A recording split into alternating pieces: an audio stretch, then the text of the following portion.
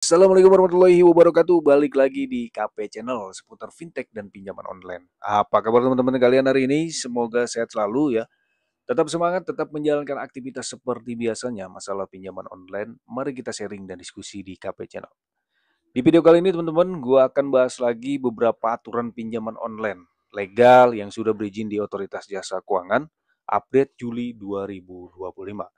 Jadi semua pinjaman online legal yang sudah berizin di Otoritas Jasa Keuangan itu tidak sembarangan ya, ada aturan yang harus diberlakukan. Otoritas Jasa Keuangan Kepala Eksekutif Agusman ini menegaskan bahwasannya ada beberapa pinjaman online yang tidak mentaati aturan dari Otoritas Jasa Keuangan itu bakalan dicabut izinnya teman-teman. Ya, oke langsung aja kita bahas 7 aturan pinjaman online legal yang sudah berizin di Otoritas Jasa Keuangan.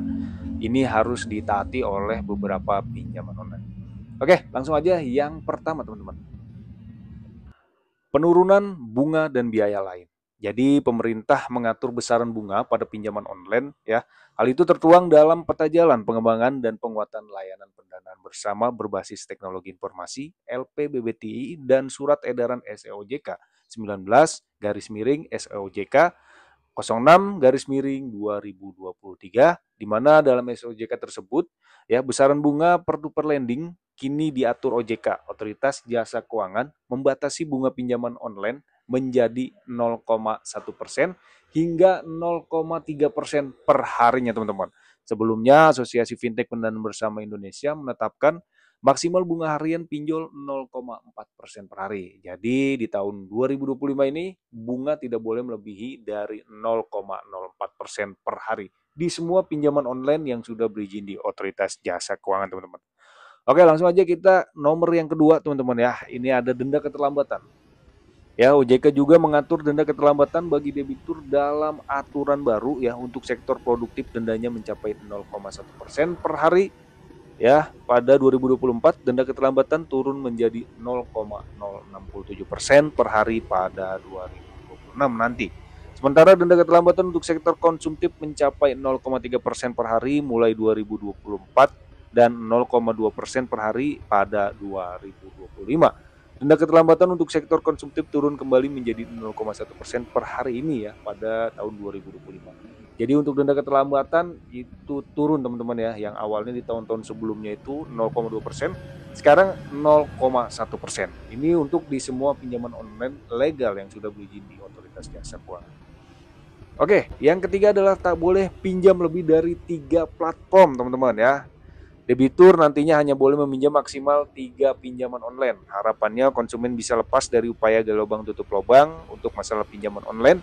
Penyelenggara harus memperhatikan kemampuan bayar kembali. Jadi maksimal 3 pinjaman online teman-teman di tahun 2025. Kalau tahun-tahun sebelumnya ya ada yang sampai 20 pinjaman online masih di ACC. Tapi sekarang cukup 3 saja.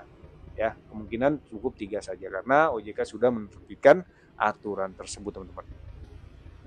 Nah, yang keempat adalah penagihan hanya sampai jam 8 malam. Jika ada debt collector ya, jadi aturan tersebut ada dalam roadmap pengembangan dan penguatan layanan pendanaan bersama berbasis teknologi informasi yang mengatur ketentuan bagi para penyelenggara dan perlindungan konsumen. OJK juga akan mengatur waktu penagihan bagi para penyelenggara kepada debitur maksimal hingga pukul 20 waktu setempat atau jam 8 malam. Jika jam 8 malam si debt collector masih menagih kalian atau di atas jam 8 malam, jam 9, jam 10, itu usir aja teman-teman karena itu tidak mentaati aturan dari Otoritas Jasa Keuangan.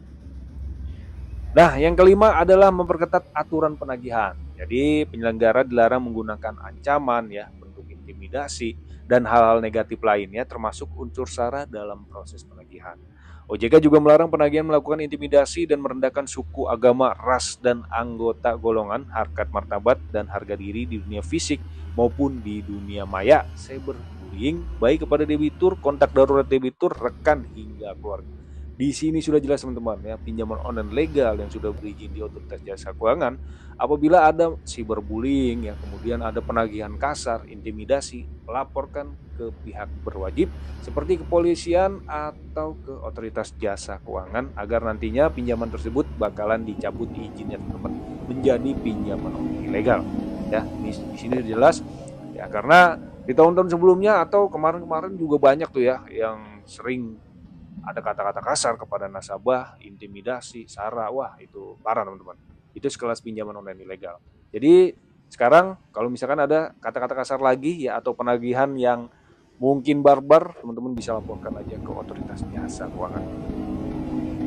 Oke, selanjutnya yang keenam, ini adalah kontak darurat bukan buat menagih. Nah, di sini jelas teman-teman, kontak darurat bukan digunakan untuk melakukan penagihan pendanaan kepada pemilik data kontak darurat. Kontak darurat hanya untuk mengkonfirmasi keberadaan debitur apabila tidak dapat dihubungi, bukan untuk menagih. Catat ya, bukan untuk menagih. Sebelum menetapkan kontak darurat, platform P2P Lending harus melakukan konfirmasi dan mendapatkan persetujuan dari pemilik data kontak darurat. Dengan demikian, kontak darurat tak asal dicantumkan. Ya, jadi kontak darurat bukan untuk menagih ya. Dia hanya mengingatkan saja. Itu teman-teman. Apalagi keluar kontak darurat kan banyak ya pinjaman online legal yang menghubungi keluar kontak darurat. Itu laporkan saja ke otoritas jasa keuangan. Nah, yang ketujuh ini adalah pinjol wajib asuransi.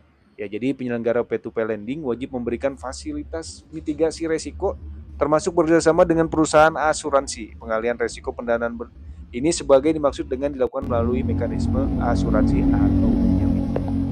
Karena banyak yang gagal bayar teman-teman ya, regulatornya menyebut fintech P2P Lending wajib bekerjasama dengan perusahaan asuransi atau perusahaan penjaminan yang memiliki izin usaha dari OJK sesuai dengan ketentuan perundang-undangan. Itu adalah beberapa aturan baru ya Juli 2025 mengenai pinjaman online yang sudah berizin di otoritas jasa keuangan. Mungkin ya di tahun-tahun sebelumnya atau kemarin-kemarin masih ada yang menyelewengnya atau tidak mentaati aturan OJK, teman-teman bisa langsung hubungi OJK-nya saja ya dari pinjaman mana, bukti screenshot ya, atau teman-teman ke pihak yang berwajib ya, karena 7 aturan ini harus ditetapkan kepada pinjaman online. Oke, mungkin segitu aja video kali ini. Semoga bermanfaat. Sampai jumpa ke video selanjutnya. Thanks for watching dan salam galbay.